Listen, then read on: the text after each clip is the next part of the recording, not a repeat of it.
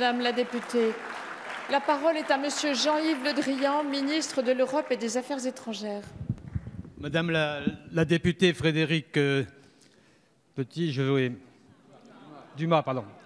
Je vais vous répondre sur cette question. Vous avez évoqué les deux textes qui ont été rendus publics le 29 février dernier. D'une part, la déclaration des gouvernements américains et afghans signée à Kaboul et d'autre part, l'accord entre les États-Unis et les talibans signé à Doha. Ce sont des accords signés. C'est une étape significative pour le processus de paix. L'accord américano-taleb contient en particulier un engagement antiterroriste des talibans.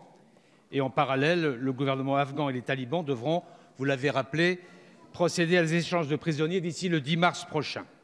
Et ensuite, le sujet sera inscrit au Conseil de sécurité. La France, pour l'instant, n'a pas définitivement adopté une position sur le sujet sous réserve d'inventaire.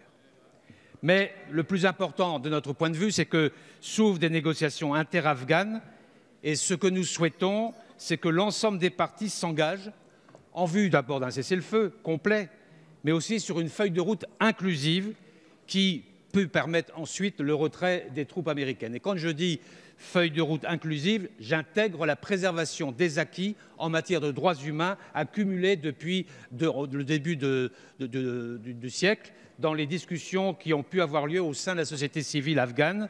La préservation des acquis démocratiques sont les conditions d'une paix durable et nous allons poursuivre nos discussions avec les représentants afghans des droits de l'homme, en particulier la ministre afghane, Mme Samar, que je recevrai vendredi.